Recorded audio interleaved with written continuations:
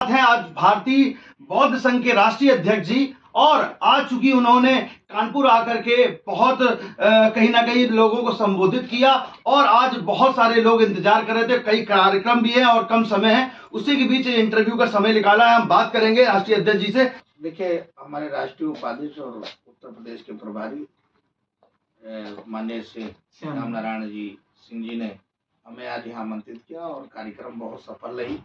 उनके आमंत्रित पे मैंने यहाँ आया और भारतीय बौद्ध संघ के दिशा निर्देश के साथ जो श्याम नारायण जी ने तय किया है कि उत्तर प्रदेश के जो 18 मंडल हैं, 18 मंडलों के एक ऐसे ही कार्यक्रम हो और पूरे जिले को 75 जिले में जल्दी गठन किया जाए।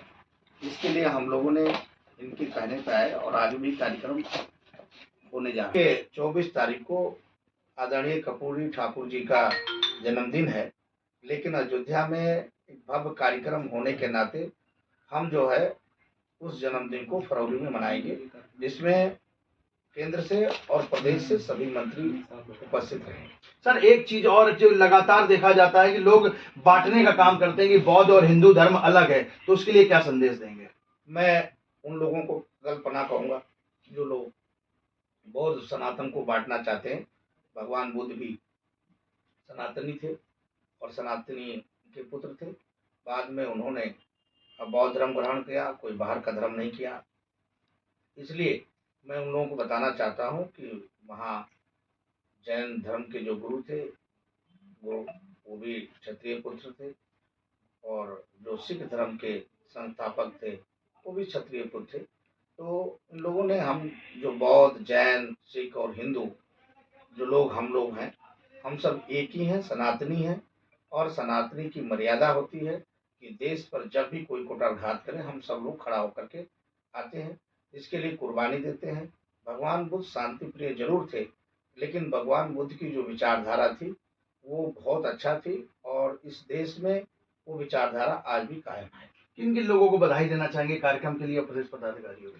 मैं खासकर तो श्याम नारायण जी को बधाई दूंगा, और हमारे राष्ट्रीय महामंत्री भगवान दास जी, हमारे राष्ट्रीय महामंत्री कमल जी, और हमारे उत्तर प्रदेश के अध्यक्ष, युवाध्यक्ष सभी उपस्थित रहे। और खासकर मैं बधाई दूंगा जनता को।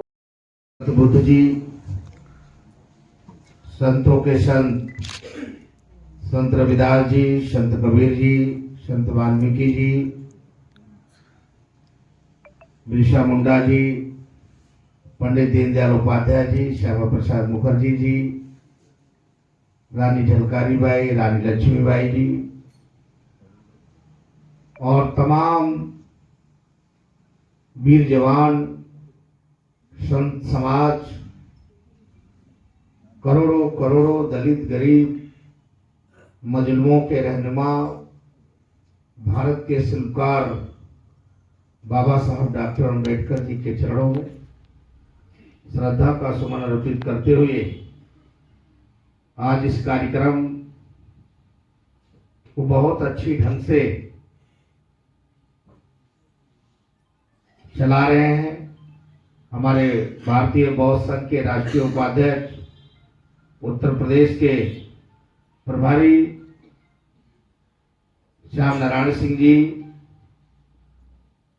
जितनी ही आपकी तारीफ किया जाए वो कम है, क्योंकि आपने अपने वचनों से वचन किया जो हमें निभा रहे हैं। हमारे लंबे समय से हमारे साथ कंधे से कंधा मिलाकर चलने वाले राष्ट्रीय महामंत्री भगवान दास संखवार जी, राष्ट्रीय महामंत्री सुशील कमल जी, हमारे उत्तर प्रदेश के प्रदेश अध्यक्ष इंजीनियर प्रमोद सरोज जी, हमारी बहन जो बैठी थी काउंसिल, तमाम बुद्धिजीवी साथियों, मन संचालन करता हमारी बहनें, माताश्रियों को मैं चरणों में वंदन करता हूँ, अभिनंदन करता हूँ। कानपुर की धरती एक मिसाल की धरती है, वीरों की धरती है, संतों की धरती है। पंडित दीनदयाल उपाध्याय जी जो हमारे जनसंघ के पहले राष्ट्रीय महामंत्री थे, उनकी भी शुरुआत ही कानपुर से हुआ था। और शुरुआत कानपुर में एक पत्रकारिता से हुआ। वो एक पत्रकार थे और छोटी सी भी अपनी खबरें लिखते थे, लेकिन आज उनकी छोटी सी चिंगारी भारत में नहीं पूरी दुनिया में रोशनी का एक बहुत बड़ा सबक मिला है और हमें मिल रहा है।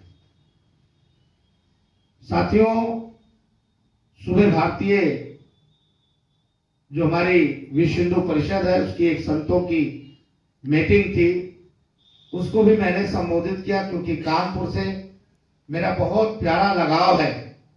सुशील कमल जी, जब मैं कानपुर में आता हूं तो सुशील जी एक कार्यक्रम नहीं और कार्यक्रमों का अपेक्षा मुझसे चाहते हैं और मैं कभी भी उनका मनोबल गिराता नहीं हूं।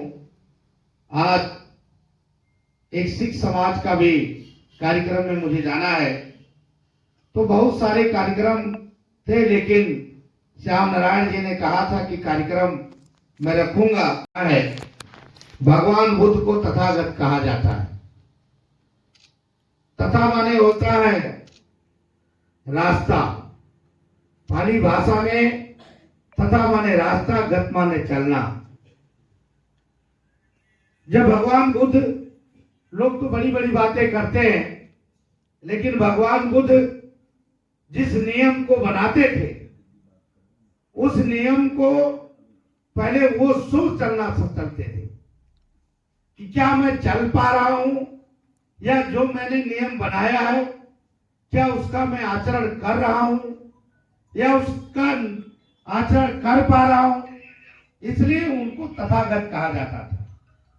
तथा माने स्वयं, गत माने रास्ता। तो स्वयं रास्ता पे चलने का काम आपने आज करके मुझे दिखाया है कानपुर में। इसके लिए मैं आपका बहुत बहुत आभारी हूं।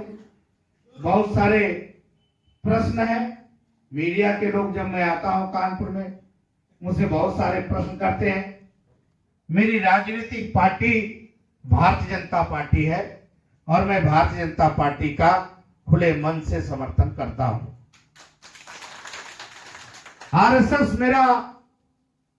आरएसएस के साथ मिलकर के पूरे भारत में काम करता हूं। विश्व हिंदू परिषद, हिंदू और बौद्धों में आपस में मतभेद है और डॉक्टर अंबेडकर उसके जंगी थे। ये बात गलत है। मैं आपको बताना चाहता हूं कि डॉक्टर अंबेडकर ने पूरी जीवन बाबा साहब की पढ़ाई से लेकर के और अंतिम तक इस देश के ब्राह्मणों ने किया है। बाबा साहब डॉक्टर अंबेडकर के जो शिक्षा गुरु थे वो ब्राह्मण थे, और बाबा साहब डॉक्टर अंबेडकर को जो विदेश पहुंचाए वो भी ब्राह्मण थे, कलोस्कर साहब। और बाबा साहब डॉक्टर अंबेडकर के महार तालाब में जब लड़ाई हुआ तो तब भी ब्राह्मणों ने बाबा साहब का साथ दिया।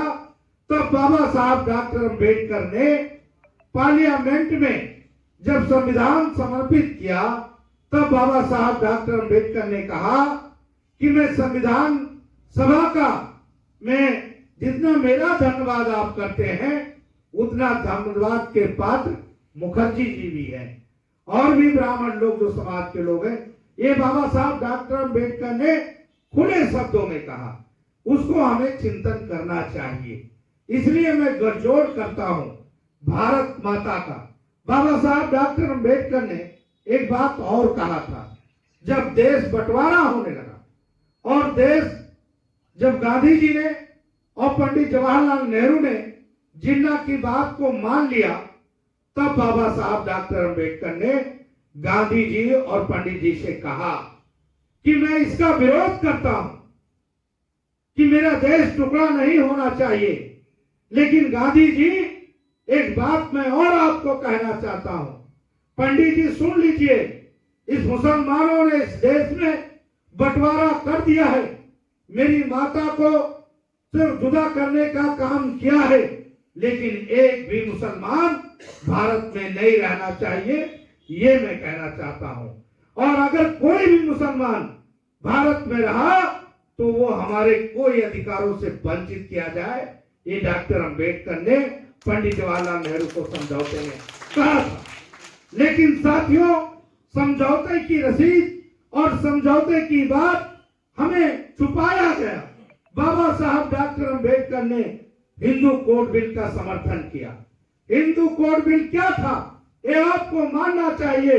बाबा साहब डॉक्टर अंबेडकर चाहते थे कि इस देश की महिलाएं भी हुक्मरान बने, इस देश की महिलाएं भी राष्ट्रपति बने, इस देश की महिलाएं भी एमपी बने, एमएलए बने, काउंसलर बने, आईपीएस बने, आईएएस बने। ये डॉक्टर अंबेडकर महिलाओं को हिंदू कोड बिल का समर्थन करने के लिए जब खड़े हुए और उनकी बात नहीं मानी गई तो पंडित जवाहरलाल नेहरू को उन्होंने रिजाइन किया और 13 पेज की एक रिजाइन जब उन्होंने भेजा तो उसमें 6 पेज उन्होंने मुसलमानों के बारे में लिखा कि मुसलमानों को कोई सुविधाएं न दिया जाए। ये बाबा साहब डॉक्टर अंबेडकर जो नकली अंबेडकरवादी है वो कान खोल के सुन ले कि कभी डॉक्टर अंबेडकर ने मुसलमानों से समझौता न किया और न करने की उनकी नीयत रही है। इसलिए साथियों,